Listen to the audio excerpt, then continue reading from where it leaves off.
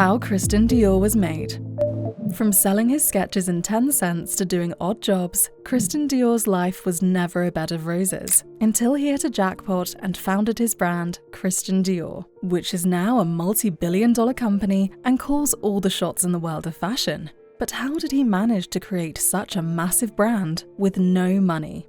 Welcome to Lux Media, and let's explore the inspiring journey of Christian Dior. In the 1940s, Christian Dior, a French fashion designer, revolutionized the fashion industry. He was born in Granville, a small coastal town in France, in 1905 to Maurice Dior and Madeleine Dior. His parents were well-to-do, and he was raised in an affluent environment. Christian was the second oldest child of his parents' children.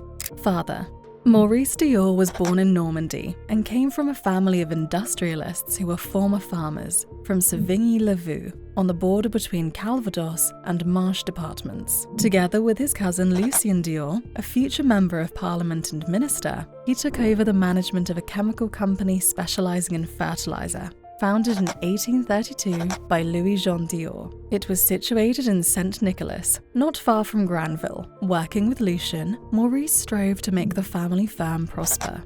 In 1905, its capital reached 1.5 million francs. The company's success was buoyed along by innovations and the diversification of its activities. The Diors were the first people to provide sulfuric acid for phosphate fertilizer. Early life: Christian was particularly close to his mother Madeleine. Christian was seen as her favorite in the eyes of her other children, and he followed her everywhere, from her Granville garden to Rive, her favorite Parisian florist, and the dressmaker Rosine Perrault.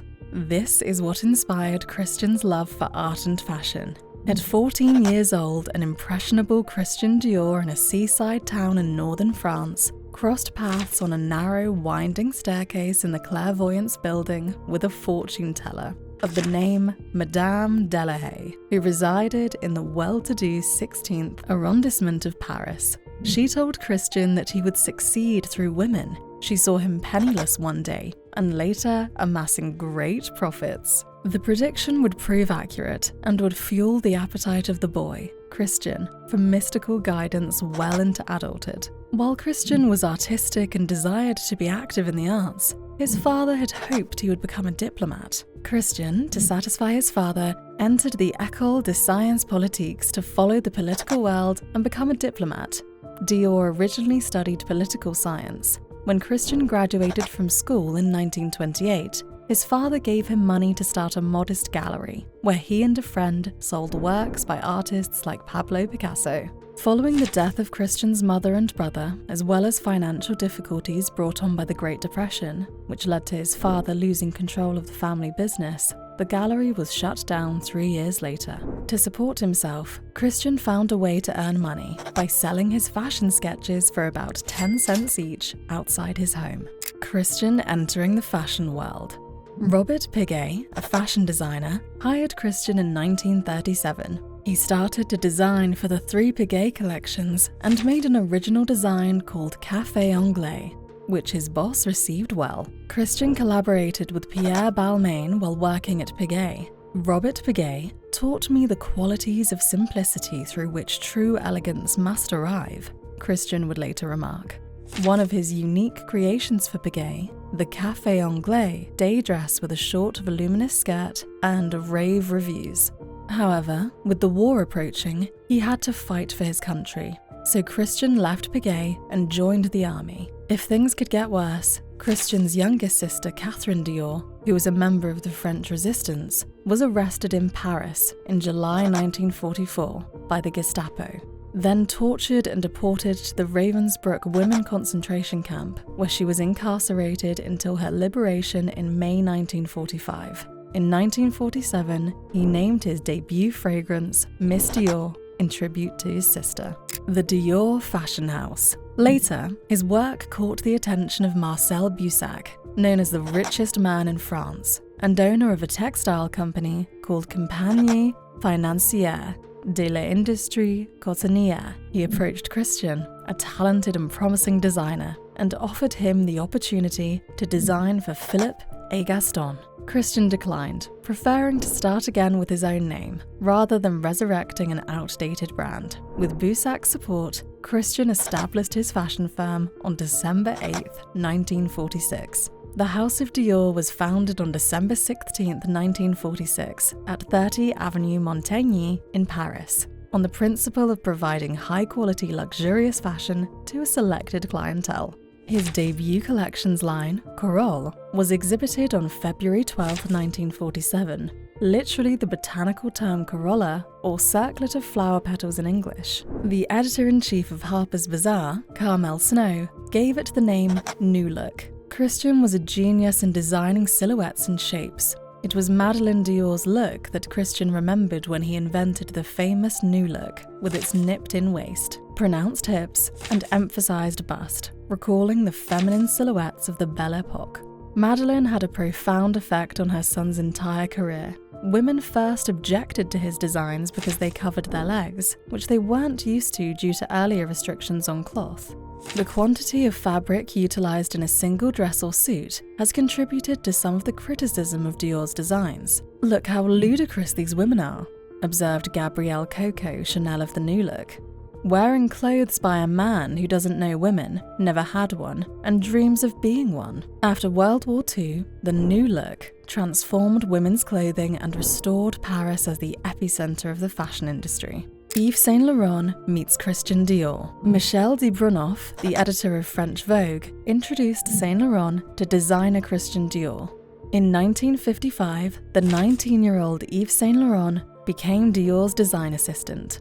Although Dior recognized his talent immediately, Saint Laurent spent his first year at the House of Dior on mundane tasks, such as decorating the studio and designing accessories. Eventually, he was allowed to submit sketches for the couture collection. With every passing season, more of his sketches were accepted by Dior. Christian later met with Laurent's mother, Lucienne Mathieu Saint Laurent, in 1957, to tell her that he had chosen Saint Laurent to succeed him at Dior. Saint Laurent's mother later said that she had been confused by the remark, as Dior was only 52 years old at the time. As we mentioned before, at a very young age, Christian took a lot of magical guidance from his fortune teller. Without her, he did nothing. Whatever information she gave Christian made him paranoid. A few months later in 1957, Christian Dior travelled to Montecanti, Italy, after Madame Delahaye, his fortune teller, pressed him not to travel, but he insisted. Dior died at a health spa in northern Italy of a massive heart attack in October 1957. He was just 52 years old. Dior's funeral was attended by an estimated 2,500 people, including all of his staff and many of his most famous clients. He was buried in Cimetière des Galliano in Var, France. At the time of his death, Dior's house was earning more than 20 million annually. Dior without Christian Dior, 1957 through the 1970s. In 1957, Saint Laurent found himself at age 21 the head designer of the House of Dior. The death of the head designer left the House of Dior in chaos, and general manager Jacques Rouet considered shutting down operations worldwide. The possibility was not received graciously by Dior licensees and the French fashion industry. The Maison Dior was too important to the financial stability of the industry to allow such an action. To bring the label back on its feet, Rouet promoted the 21-year-old Laurent to artistic director the same year. Laurent had joined the house's family in 1955 after being picked out by the original designer himself for the position of the first ever and only head assistant.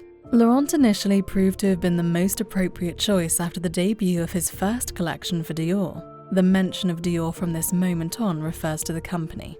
In 1958, the clothes were as meticulously made and perfectly proportioned as Dior's in the same exquisite fabrics, but their young designer made them softer, lighter, and easier to wear.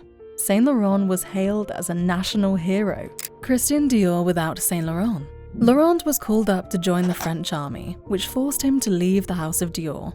The Dior management raised no objection. Laurent left after the completion of 6 Dior collections. Bohan instilled his conservative style on the collections. He was credited by Rebecca Arnold as the man who kept the Dior label at the forefront of fashion while still producing wearable, elegant clothes. And Women's Wear Daily, not surprisingly, claimed that he rescued the firm. Bohan's designs were very well esteemed by prominent social figures. Actress Elizabeth Taylor ordered 12 Dior dresses from Bohan's Spring-Summer 1961 collection, featuring the slim look. Bohan's assistant, Philippe Goubiorge, launched the first French ready-to-wear collection, Miss Dior, in 1967. This is not to be confused with the already existing New York ready-to-wear store established in 1948. Designed by Bohan, Baby Dior opened its first boutique in 1967 at 28 Avenue Montaigne. The Christian Dior coordinated knit line was released in 1968, and management of the Fashion Furs department of Christian Dior was taken by Frédéric Castet. This year as well, Dior perfume was sold to Moet Hennessy, which would itself become LVMH, due to the Boussac ailing textile company, the still owner of Dior. This, however, had no effect on the House of Dior operations, and so the Christian Dior cosmetics business was born in 1969 with the creation of an exclusive line. In 1980, Dior released the men's fragrance Jules. After the Willett Group went into bankruptcy in 1981, Bernard Arnault and his investment group purchased it for one symbolic franc in December 1984. The Dior perfume Poison was launched in 1985.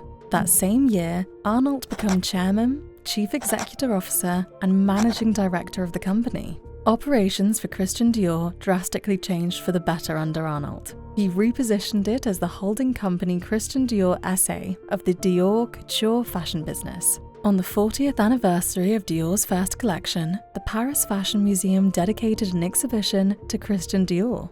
In 1988, Arnault's Christian Dior SAs took a 32% equity stake into the share capital of Moet Hennessy, Louis Vuitton, through its subsidiary Jacques Robert, creating what would become one of the leading and most influential luxury goods companies in the world. Under Christian Dior, parfums were once again united. Further Dior boutiques were opened in 1990 in upscale New York City, Los Angeles, and Tokyo shopping districts. The stake in LVMH rose again to 46%. In 1991, Christian Dior was listed on the spot market and then on the Paris Stock Exchange's monthly settlement market, and the perfume June was launched. Vindry dropped ready-to-wear prices by 10%. Still, a wool suit from Dior would come with a price label of USD 1,500. 1990 revenue for Dior was USD 129.3 million, with a net income of 22 million.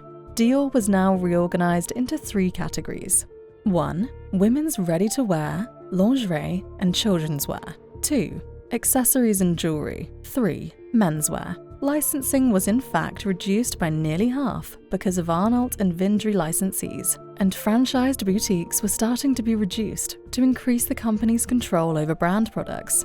They opted for quality and exclusivity over quantity and accessibility. In 1996, CEO Arnault appointed British designer John Galliano to replace Gianfranco as Dior's creative director. Under the influence of Anna Wintour, he took Dior's ideas of femininity and richness. He pushed them to the edge of an unanticipated artistic precipice in an era when fashion businesses mainly relied on history and house codes. The outcome was one of the most thrilling brand revamps in fashion history. His runway shows weren't presentations of clothing, but rather elaborate and theatrical experiences, similar to seeing a live play or going to the movies. John was a mastermind. In 1999, the saddlebag was born, Galliano's brainchild, and debuted on the catwalk for Spring-Summer 2000. The bag quickly became the most talked about accessory, with every it girl wearing it. Beyoncé, Paris Hilton, and even Carrie Bradshaw sported one in the Sex and the City series. After 15 years of running the House of Dior, John Galliano was fired for odious behavior. In December 2010, a drunken Galliano insulted a group of Italian women in Paris with anti-Semitic slurs, which was caught on camera. The video resurfaced in February 2011, just before Paris Fashion Week Autumn/Winter 2011 to 2012. Facing public and legal scrutiny when the House of Dior was in scandal, Raf Simons later replaced John Galliano. Looking at today's Dior, Bernard Arnault, the richest man in the world with a net worth of over $172.9 billion, is now the leader of Dior. The fashion house is now making over $50 billion a year, and it's valued at approximately $8.9 billion US. The House of Dior is still a major player in the fashion industry and is known for its timeless, elegant designs. The brand has expanded to include a wide range of products. Dior's influence on the fashion industry is undeniable, and his contributions have had a lasting impact on the world of fashion. The brand continues to be recognized for its innovation and excellence, and it remains a symbol of luxury and style around the world. Dior's sketches are now considered to be as valuable works of art and are often exhibited in museums and galleries around the world. They are a testament of how a kid that was selling his sketches for 10 cents went to create one of the largest fashion houses in the world and to inspire millions of designers. So, is there anything you love and don't from Dior? Share your favorite product with us in the comments. Also, while you're at it, don't forget to like this video, subscribe to our channel, and hit the bell icon to get the latest updates. We'll see you in the next video. Till then, take care and thanks for watching.